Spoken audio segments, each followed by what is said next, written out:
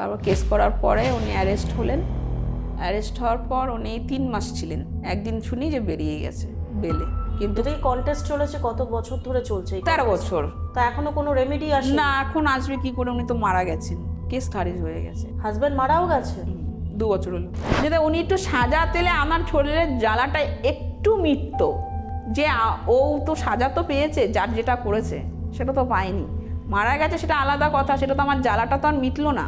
Mir foundation তোমাদের সাথে কিভাবে পাশে আছে? মীর ফাউন্ডেশন বলতে যেটা শাহরুখ স্যারের, সে তো আমার কাছে, বিশেষ করে আমার কাছে আর আমার মতন আরও 10টা মেয়ের বা ছেলেদের কাছে ভগবান। মানে আসলে আমি ভগবান শ্রীকৃষ্ণকে পুজো করি, তারপরে আমি ওনারকে মন থেকে করি। একটা কথা বলবো যে আমাদের মতন যে অ্যাসিড সার্ভাইভার আছে তাদেরকে দেখে যাতে কাছে টেনে নেয়, ঘৃণা না করে। কারণ আমাদেরকে একদম ঘরে কোণঠাসা করে রাখা হয়, কারণ আমরা বাইরে বেরোতে পারি না সমাজের জন্যেই। একদিন কি হলো, আমার শাশুড়ি মা দুজনকে নিয়ে আসলো, আমার দুই ছেলেকে নিয়ে এসে বললো মাকে দেখতে চায়। তখন মাকে দেখতে চায়, পরে আমার ছেলেদেরকে রাখলো, আর ওই যে বউকে বিয়ে করেছে যে মহিলাটাকে, তার বিষয়ে এ কথা সে কথা। তখন আমার মা বলেছে যে আপনি তো একবারও তো জানানোর প্রয়োজন মনে করলেন না, এটা তো আপনাদেরই ভুল। তারপরে সেই যে দিয়ে গেল, আর কোনো দিনও উনি ফিরে এলো না। বাচ্চাগুলোকে দিয়ে চলে গেল যে। তারপরে জিনিসপত্র নিয়ে আসার পর আমি কেস করি। কি কেস করলে? কেস করলাম তোমার যে অ্যাসিড অ্যাটাক কেস করা হলো, যেটা সত্যিকারের ঘটনা, যেটা আমি বলেছি মানে কোর্ট কেস করার সময় যেটা যেটা ঘটনা ঘটেছে পুরো এই কথা বলে কেস করা হলো। তারপর কেস করার পরে উনি অ্যারেস্ট হলেন। অ্যারেস্ট হওয়ার পর উনি 3 মাস ছিলেন। একদিন শুনি যে বেরিয়ে গেছে বেলে। কিন্তু এই কন্টেস্ট চলেছে কত বছর ধরে চলছে? 13 বছর। তা এখনো কোনো রেমেডি আসে না, এখন আসবে কি করে? উনি তো মারা গেছেন, কেস খারিজ হয়ে গেছে। হাজবেন্ড মারাও গেছে? 2 বছর হলো। কি হয়েছিল হাজবেন্ডের? উনি ড্রিঙ্ক করতেন, হার্ট অ্যাটাক করেছে। তারপরে গিয়ে ওই কেস করার পর এবারে মা নিয়ে যেত কোর্টে। মা নিয়ে যাওয়ার পর একদিন মাকে বললাম তোমার যেতে হবে না, মানে রান্না করবে, আবার আমাকে নিয়ে গিয়ে কোর্টের মধ্যে দিন 5টা পর্যন্ত বসে থাকবে, আবার এসে সংসারে কাজ করবে।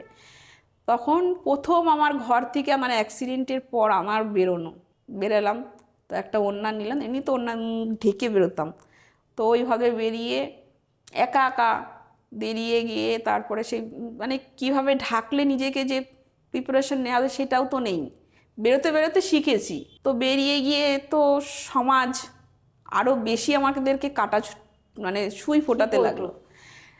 ট্রেনে বাসে তো বলতো এই সরো সরো সরো সরো, পুড়ে গেছো, সরে যাও এখান থেকে, তোমাকে দেখে ভয় পাবে সবাই। বাচ্চাটা আমাদেরকে দেখে ভয় পাচ্ছে না, কিন্তু বাচ্চার মানে বাড়ির লোকেরা, মা বলছে যে ওকে দেখে মানে ভয়টা ঢুকিয়ে দিচ্ছে।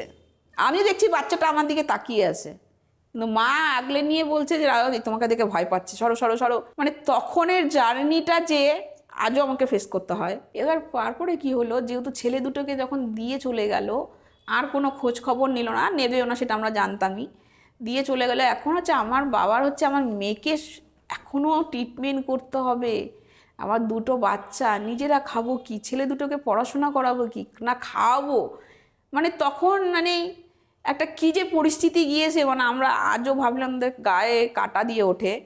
তখন আমার মা তখন মানে খাইয়ে মানুষ বড় করবে না পড়াশোনা শেখাবে। তখন এখন আমার বড় ছেলেটার ওই মানে পরিস্থিতিতে পড়ে পড়াশোনা আর করাতে পারলাম না। তো এখন মানে 8 বছর বয়সে আমার বড় ছেলে কাজে যেতে হয়েছে।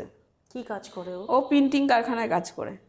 মানে ওর খুব পড়াশোনা করার ইচ্ছে ছিল, ওকে তখন আরও 5-এ পড়ে, তখন পড়াশোনা ওকে ছাড়িয়ে দিতে হলো। আর ছোটোটাকে আমাদের রামচন্দ্রপুর স্কুলে ভর্তি করিয়ে দিলাম। তো ওখানে ও যেহেতু সরকারি, তো আমাদের কিছুটা আমার বৌদি দেখতো, মানে আমার পিস্তত দাদার বউ, ও দেখিয়ে টিউশনি করাতো, আর ও পড়তে লাগলো। আর আমার বড়ো ছেলেকে তখন কাজে পাঠিয়ে দিলাম। মাঠে এখন কি কাজ করছো? আমি তখন আর কোনো কাজ করি না, তখন তো আমি ভালো করে দেখতে পাই না তো তোর চোখে, মানে এইটাই একটা মাথায় ঢুকেছিল যে কী কাজ করব, চোখে তো দেখতে পাই না। তখন কি করলাম, যে আমাদের পাড়ায় একজন বড় বাজার থেকে পুঁতি নিয়ে এসে বিভিন্ন রকমের ডিজাইনের জিনিস বানায়, তো শিখতে হবে, তো দেখেই তো আর কাজ পারবো না, শিখিয়ে দেওয়ার লোক পাই না।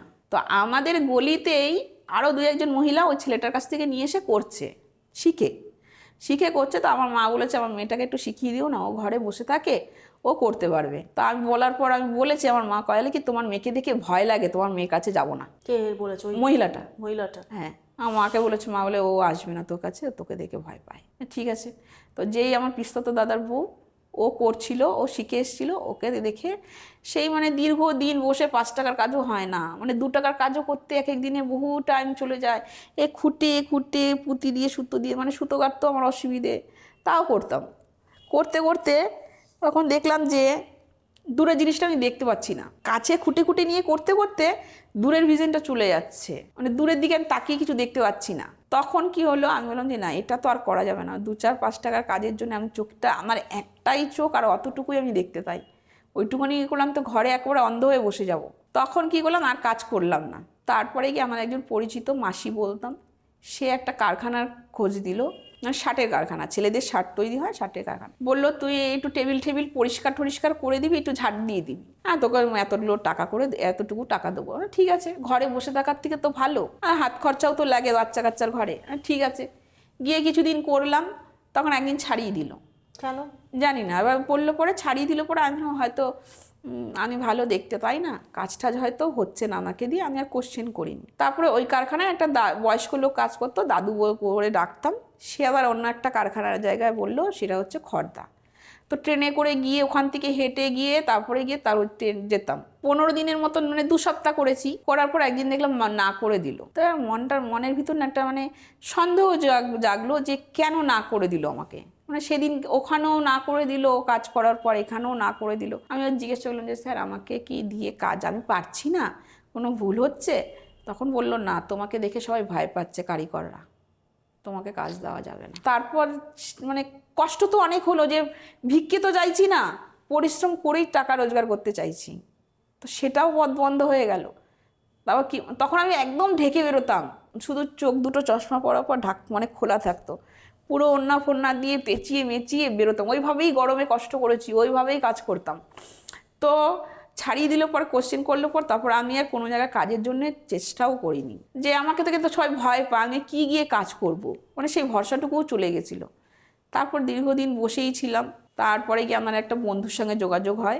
বন্ধুর সাথে যোগাযোগ হয় মানে আমার ছেলে তখন তো ছোট, ফোন টোন দিইনি, তো কারখানায় একটা ছেলে কাজ করতো, তার ফোনেই আমার ছেলের খোঁজ খবর নিতাম, কেন ও বাড়ি থেকে বাইরে, কারখানার থেকেই ওকে কাজ করতে হতো, বাড়িতে আসতে পারতো না। তো ওর সঙ্গে কথাবার্তা বলতে তখন ওর মাধ্যমে একটা বন্ধুর সঙ্গে যোগাযোগ হয়। তখন সেই বন্ধুটা আমাকে বন্ধু হিসেবে অ্যাকসেপ্ট করে 2015-তে।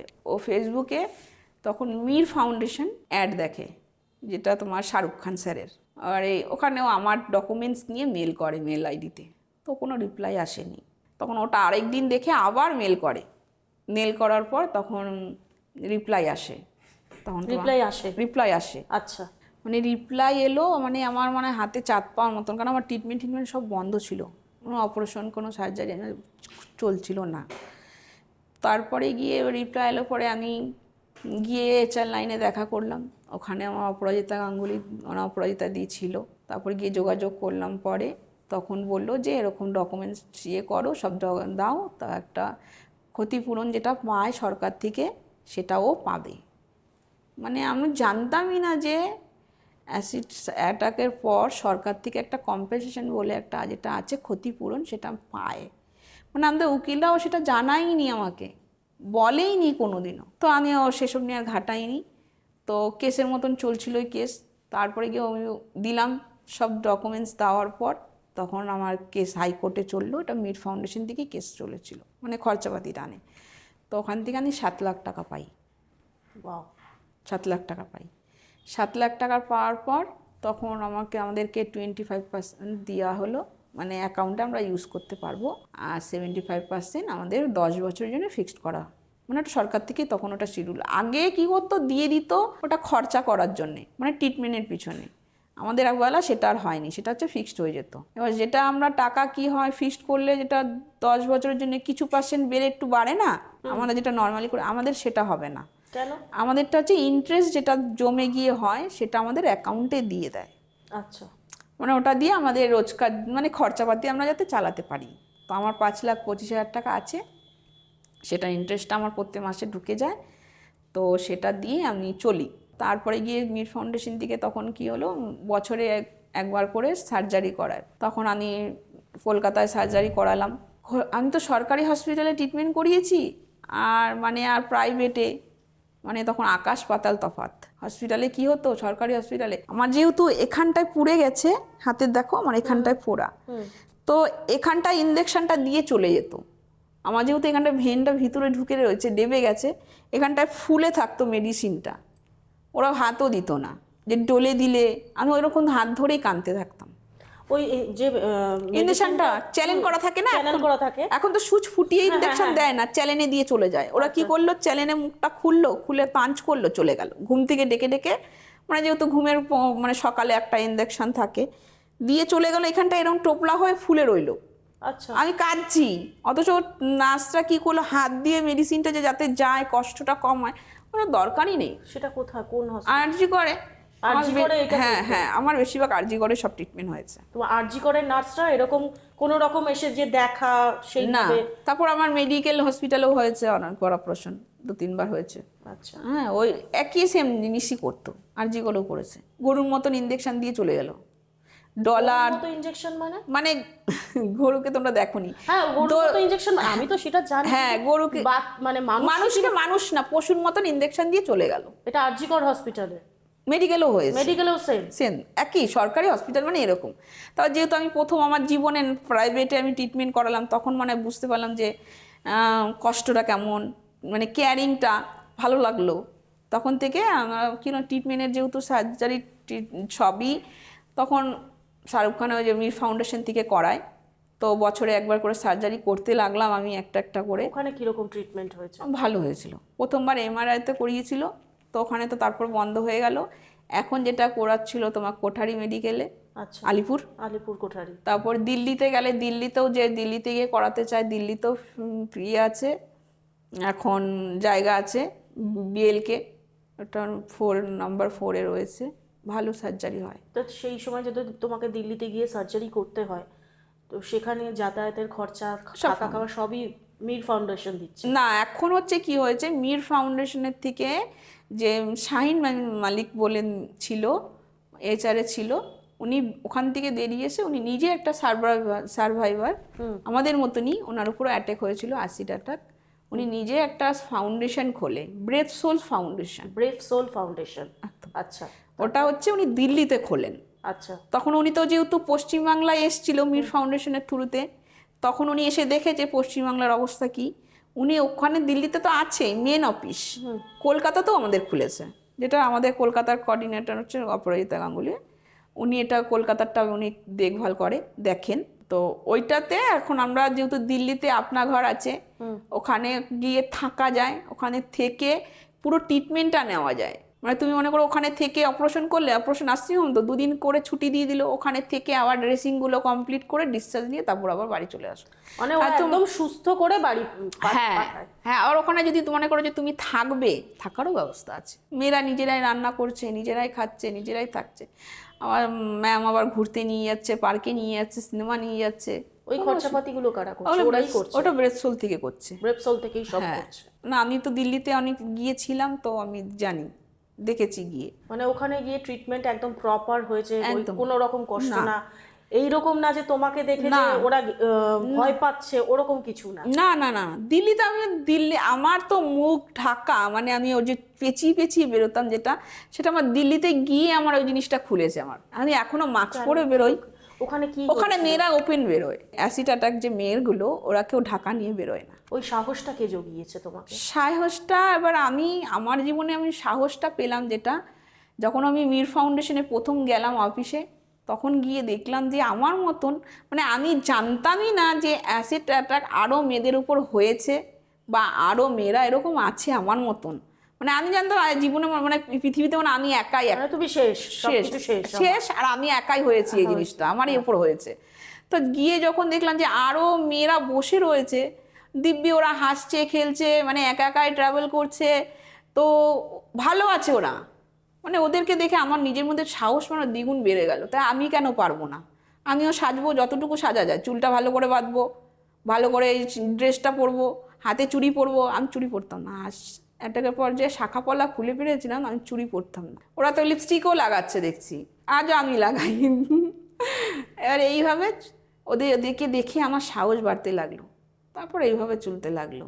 এখন আমি যে মেয়ে বিয়ে হয়ে যাওয়ার পর ধানকল চিনতাম না, মানে পানিহাটি যে ধানকল চিনতাম না, আর এখন আমি সব জায়গায় যেতে পারি। অসুবিধা হয়, চোখে দেখতে পাই না, পড়ে যাই রাস্তায় হোঁচটকে, আবার উঠে দাঁড়াই, আবার হাঁটি, ট্রেনে, মেট্রোতে, এমনকি আমি প্লেনেও একা যাতায়াত করি। প্লেনে কোথায় গেছো? প্লেনে দিল্লিতে গেছি ট্রিটমেন্টের জন্য। আমাদের কলকাতা থেকে মানে পশ্চিমবঙ্গ সরকার এবং লোকাল যে কাউন্সিলর হয়, মানে পলিটিক্যাল পারপাসে যারা আজকে একটা ভালো ভালো জায়গায় আছে, সেই জায়গা থেকে কি কোনোদিন কোনোভাবে তুমি কোনো সাহায্য পাওনি? না। তোমার বাবা কি তাদের কাছে কোনো আর্জি জানায়নি যে আমার মেয়ের সাথে এইরকম অকথ্য অত্যাচার দীর্ঘদিন ধরে চলেছে এবং কোনোভাবে কেউ আমার মেয়েকে সুস্থ জীবন ফিরিয়ে আনার জন্য কোনো রকম সাহায্য করেনি? সেইখানে আপনার কাছে এসছি, আপনি আমাকে সেই সাহায্যটা করুন, সেরকম কোনো না। আমার যেমন ধরো, আমার জীবনে আমার কি হয়েছে, আমি কেস করেছি, আমার বাবা মা খুবই সাধারণ মানুষ, ওনারা ওইসবের জন্য যায় না, মানে কাজ করছে, পয়সা আনছে, খাচ্ছে, ঘুমোচ্ছে, ওনাদের জীবন ওখানেই শেষ। তো আমার লড়াইটা আমি যেহেতু পুরোটা লড়েছি, কেসের পিছনে পুরোটাই আমি দৌড়াদৌড়ি করেছি, বাবা মা পেছনে ছিল ঠিকই। তারপরে কি হলো, এবারে থানা পুলিশ, আমি তো কোর্টে গেছি, আমি জানতাম ওখানকার ব্যাপারগুলো কি, কোনো পাত্তা দেওয়া হয় না কেউ কাউকে।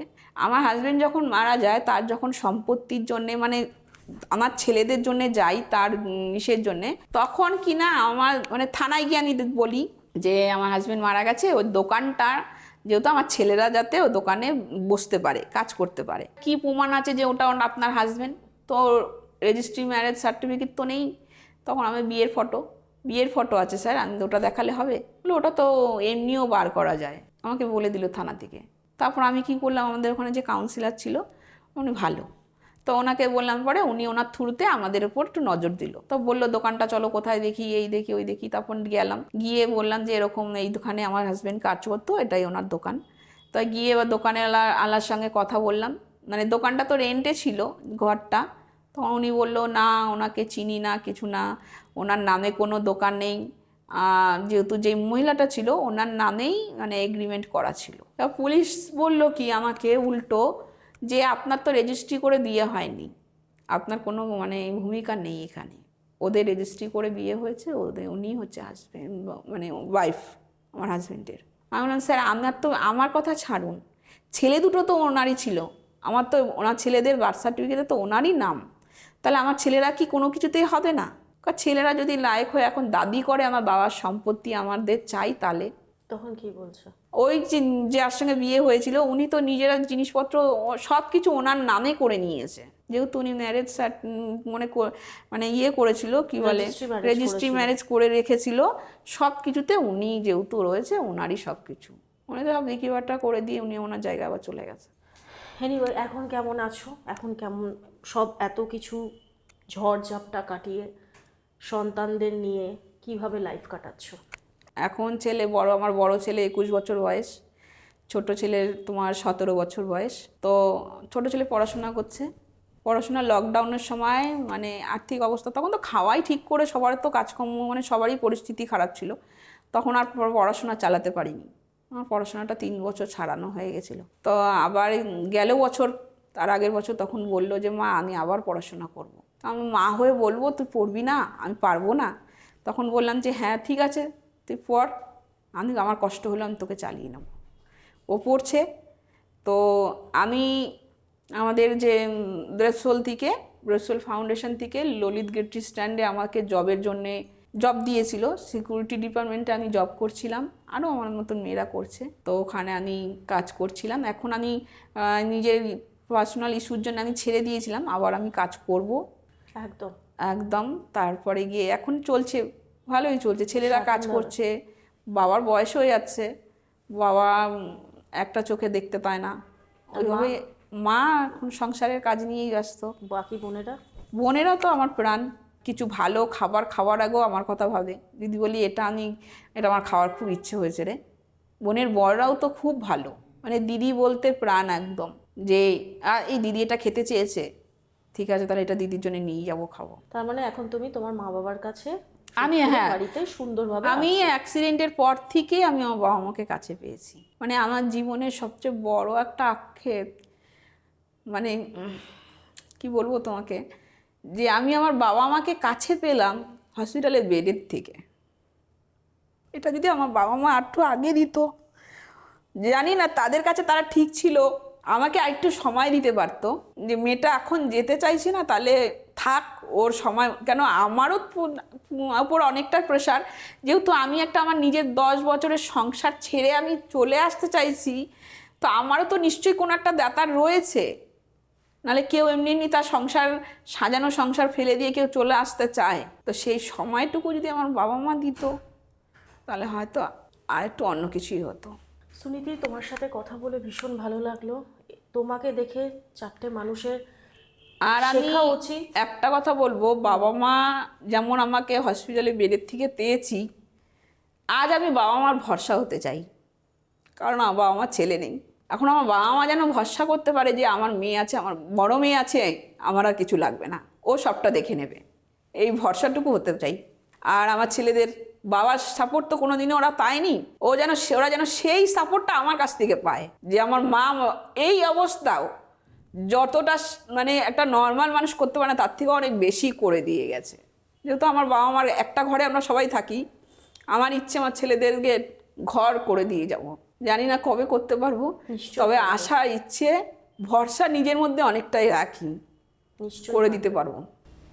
অ্যাসিড মুখে যখন ঢালার পর যে তোমার পুরো সম্পূর্ণ চেহারাটাই পাল্টে গেল, তারপর তোমার এতগুলো সার্জারি হয়েছে, তার মধ্যে কি পরিবর্তন হলো? মানে এখন নর্মালি তুমি কিরকম মানে ফিল করো, মানে চোখ দিয়ে কিরকম ভাবে এখন কি, মানে তোমার দূরদৃষ্টিটা কিরকম অবস্থা আছে, নাকের কি কন্ডিশন আছে, তোমার ঠোঁটের কি কন্ডিশন আছে, মানে এইগুলো আমাকে একটু খুলে বলো।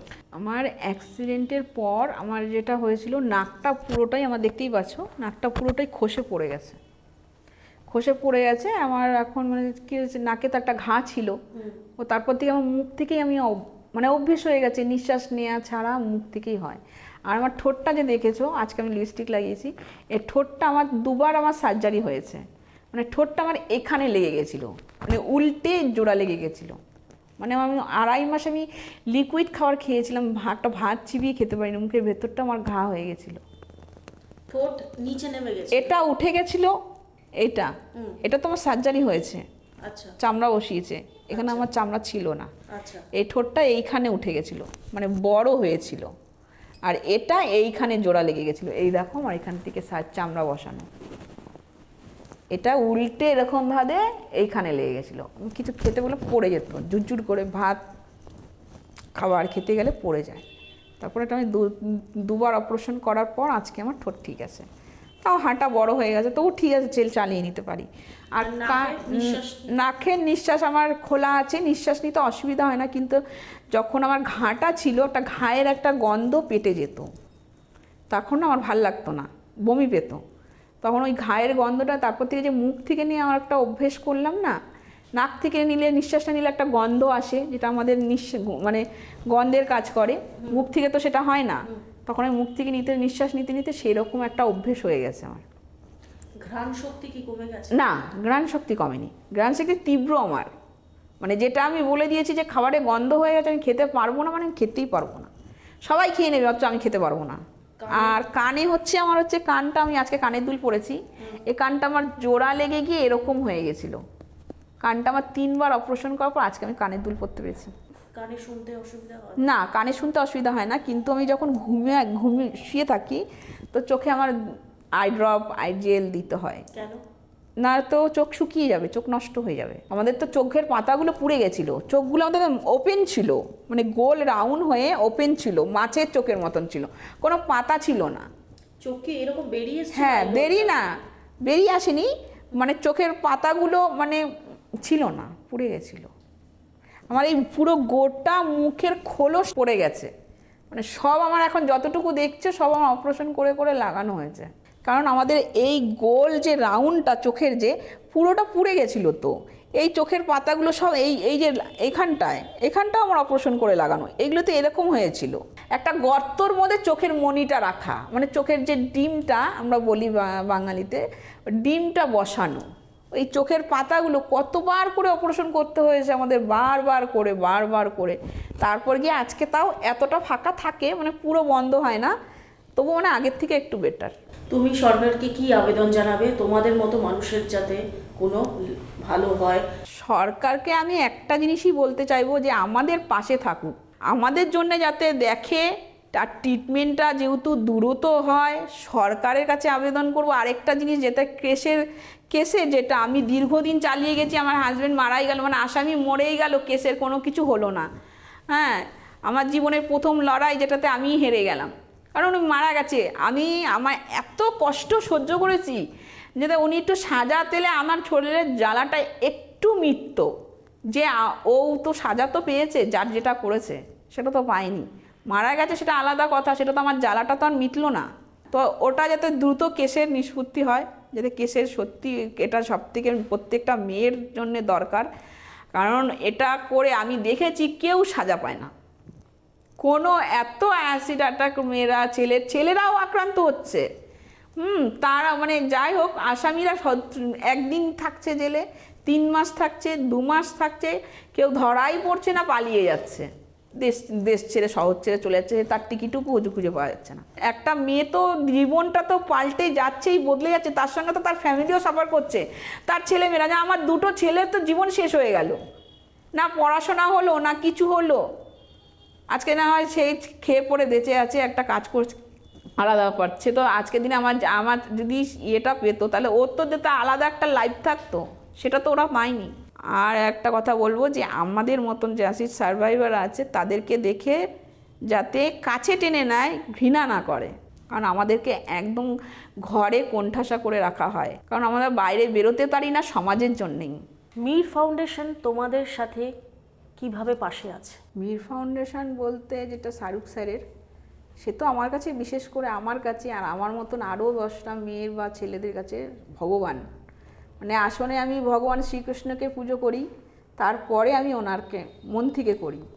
কারণ আমার সবথেকে বড়, মানে আমাদের মতন মানুষের সবথেকে বড় মেডিকেল সাপোর্ট যেটা আমরা পারি না, এক সময় হাঁপিয়ে যাই, আমাদের ক্ষমতা একেবারেই কমে যায়, মানে থাকেই না, নিঃস্ব হয়ে যাই, মানে সেই সাপোর্টটা আমাদেরকে দেয় উনি। যেটা আমাদের সার্জারির সবথেকে, আমাদের লাখ লাখ টাকার অপারেশন হয়, 1.5 লাখ 2 লাখ, মানে আরও বেশি এক একটা সার্জারিতে আমাদের পড়ে যায়। তা আমাদের তো সেটা ক্ষমতায় থাকে না। তারপর আমাদের অ্যাক্সিডেন্টের পর আমরা করতে করতে একেবারেই নিঃস্ব হয়ে যায়, যেটা আমার ট্রিটমেন্টও আমাদের ছেড়ে থাকে। যেমন আমি 4 বছর 5 বছর ট্রিটমেন্ট করতে পারিনি, সেরকমভাবে সাপোর্ট করে। তারপর আমাদের যে কম্পেনসেশন, যেটা আমরা ক্ষতিপূরণের কেসটা, সেটাও স্যার দেখেন। স্যার এমনকি নিজে তদারক করেন, আমাদেরকে খোঁজ নেন, আমাদের সাথে কথা বলেন। খেলাতে এসেছিলেন কলকাতার খেলায়, তখন আমাদের এসে পার্সোনালি দেখা করেছিলেন। আইটিএসে আমাদেরকে ইনভাইট করলো, আসো আমরা তোমার সাথে দেখা করব।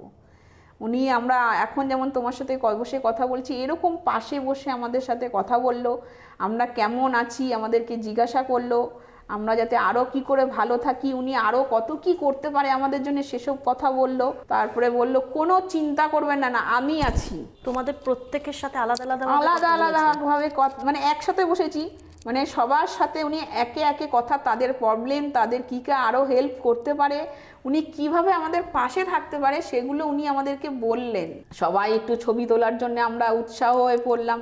তখন বললো যে চিন্তা করো না তুমি, মানে উনি ভাঙা বাংলায় বললো, চিন্তা করো না, আমি সবার সাথে একে একে ফটো তুলবো। মানে সবার সাথে পার্সোনালভাবে দাঁড়িয়ে উনি একে একে ফটো তুললো, আমাদেরকে সন্তুষ্ট করলো। না তোমরা এবার সন্তুষ্ট তো? আমি বললাম হ্যাঁ স্যার, আর কিছু লাগবে না। তারপরে কি আমাদের সবথেকে বেশি ভালো লাগে, উনি নিজে তদারক করেন, যে দেখেন যে আমি যাদের জন্যে মানে তাদের পাশে আছিস, তারা ভালো আছে তো, তাদের আর কি কি প্রয়োজন, তাদের আর কোনো কিছু দরকার আছে কি, সেসব সব উনি নিজে দেখেন। মানে ফাউন্ডেশনে মানে উনি যে এই মীর ফাউন্ডেশনটা পুরোটা ওনার অর্গানাইজেশন, সেখানে থেকেও মানে তাদের আন্ডারের লোকেরা যে কাজ করছে, হ্যাঁ। কিভাবে কাজ করছে এবং ঠিকঠাক কাজ করছে সেটা উনি নিজে নিজে দেখেন, পুরো বিষয়টাই বিষয়টা দেখেন, উনি খেয়াল করেন, আমাদের সাথে আবার ভিডিও কলেও কথা বলে। তুমি একটা অর্গানাইজেশনের কথা বললে, ব্রেভ সোল। হ্যাঁ, ব্রেভ সোলের সাথে তুমি যুক্ত আছো। তাদের সাথে থেকে তুমি কি কি এখন বর্তমানে কাজকর্ম করছো? কাজকর্ম বলতে আমি তো কাজ করি না, আমরা হচ্ছে আমাদের হেল্প করে ব্রেথ সোল ফাউন্ডেশন। মীর ফাউন্ডেশনের থেকেই ওটা দুজনের সঙ্গে লিঙ্ক আছে।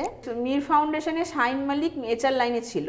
শাহিন মালিক বলে উনি একজন সার্ভাইভার, উনি HR এ ছিলেন। উনি মনে করেছেন যে আমি তো একটা মানে রয়েছি HR এ, তো এখান থেকে বেরিয়ে আমি একজন সার্ভাইভার, আমি কি করে একটা নিজের ফাউন্ডেশন খুলে আমি কি করে আরো মেয়েদের কাছে যেতে পারি। ব্রেভ সোল এখন কি কি কাজ করছে? ব্রেথ সোলে শাহিন মালিক ম্যাম এখন করছে বাচ্চাদের, যেমন আমাদেরকে কাজ দেয় না লোকে, যেমন আমাকে ছাড়িয়ে দিয়েছিল, তো আমরা কাজ করতে পারি না, ইচ্ছা থাকলেও চেষ্টা থাকলেও কাজের পরিস্থিতি তখন ওই পড়াশোনা বাচ্চাদের ছুটে যায়, পড়াশোনা করাতে পারি না, সেসব পড়াশোনার হেল্প করে, কাজের জায়গার ব্যবস্থা করে দেয়, যে আমরা কথা বলে যে তোমরা অমুক জায়গায় গিয়ে কাজ করো, যেসব জায়গায় আমাদের পড়াশোনা লাগে না, আমাদের কিছু লাগে না, আমরা গিয়ে ডিরেক্টলি কাজে জয়েন্ট করে কাজ করতে পারি। ললিত গেট্রি স্ট্যান্ডে করেছি, আমার মতন আরও দুজন করে ললিত গেট্রি স্ট্যান্ডে, এরকমভাবেই হেল্প করে, এরকমভাবেও করে। তোমাদের যে একটা অর্গানাইজেশন আছে, তারা তো অনেক জায়গায় অনেক হয় না, একটু শহরতলি জায়গা কিংবা একটু গ্রামে গঞ্জে লোকেরা তো জানে না, অথচ তাদের ওখানেও এরকম ঘটনা ঘটছে। হ্যাঁ হ্যাঁ, তো সেই ক্ষেত্রে তোমরা কিভাবে গিয়ে, এটা হচ্ছে তোমার সেরিমনি যেটাকে বলে, যেটা হচ্ছে মানে লোকের কাছে বার্তা পৌঁছে দেওয়া, আচ্ছা, মানে আরো মানুষের জানুক আর সচেতন হোক। আমরা কি করছি, যেটা ব্রেথ সোল থেকে করছে, গ্রামে গ্রামে গিয়ে স্কুলে গিয়ে একটা সেরেমনি করছে, যেটা হচ্ছে তোমার স্টুডেন্টদেরকে নিয়ে। ছোট স্টুডেন্টরা তো এত কিছু বুঝবে না, যেন 10 থেকে 8 থেকে তোমার আবার 11 পর্যন্ত, মানে আরো উঁচু ক্লাসে যা হয়। কি করো তোমরা? আমরা গিয়ে আমাদের লাইফ স্টোরি বলি, আমাদের জার্নিটা বলি, আমাদের ঘর থেকে বেরিয়ে আসা এগুলোকে বলি। গ্রামে এরকম কেউ যদি হয়ে থাকে আমাদের সঙ্গে যোগাযোগ করো, আমরা এসব হেল্প পাই, সেও যেন এসব হেল্প পেয়ে সেও এগিয়ে যায়। এইভাবেই আমরা এগিয়ে যাচ্ছি ব্রেথ সোলকে। মানে সাধারণ ঘরে ঘরে পৌঁছে গিয়ে সমস্ত বার্তা দিয়ে। হ্যাঁ, এটা স্কুলে গিয়ে করছে, যেমন সব প্রত্যেকের ঘরে গিয়ে তো এটা বলা সম্ভব হয় না। স্কুলে যেমন স্টুডেন্টরা থাকে, তারপর আরো ছেলেরা থেকে মেয়েরা থাকে, ওদের মাধ্যমে যাতে একটা গ্রামে গিয়ে করে এলাম, একটা গ্রাম জানলো। আরো মেয়েরা যদি থেকে থাকে ওর গ্রামের ভেতরে ঘরে কোনটা হয়ে, তো সেও তো জানতে পারলে বেরিয়ে আসবে। আমরা আমাদের ব্রেথ সোলের ফোন নাম্বার দিয়ে আসি, যাতে আমাদের যোগাযোগ করে আমাদের সাথে। এরকম অনেকেই আরো এসেছে গ্রাম থেকে। সুনীতির মতো মেয়েকে দেখেই কিন্তু আমাদের শিক্ষা নেওয়া উচিত যে কখনো কোনো কিছুতে হেরে যাওয়া উচিত না। যদি তুমি নিজের মধ্যে সেই সাহসটা রাখো, সেই বিশ্বাসটা রাখো, তাহলে তোমাকে কিন্তু কেউ আটকাতে পারবে না, তুমি কিন্তু তোমার জায়গায় পৌঁছতে পারবে। আরেকটা কথা, এই যে দুর্গাপুজো আসছে, সবাই মা দুর্গাকে নিয়ে সাজাতে ব্যস্ত, তার আরাধনা করতে ব্যস্ত থাকে। অনেক পুরুষ মানুষকে গিয়েও দেখেছি যে ঠাকুরের সামনে দাঁড়িয়ে হাত জোর করে প্রণাম করছে, কিন্তু যে হাতটা এরকম জোর হাত করে প্রণাম করছে, সেই হাতটা খুলে গিয়ে কি করে একটা এরকম জঘন্যতম কাজ করে ফেলে। সুতরাং এটাকে আটকাতে হবে, এটা বন্ধ করা উচিত। আমাদের প্রত্যেকটা মেয়েকে একসাথে হয়ে তীব্র প্রতিবাদ জানানো উচিত, এই জিনিসগুলো সমাজ থেকে বন্ধ করা উচিত। তাহলে কিন্তু একটা সমাজ সুস্থ সবলভাবে দারুণভাবে জীবন কাটাতে পারবে। আজকের এইটুকুই রইল, আবার আসবো অন্য কিছু নিয়ে। নমস্কার।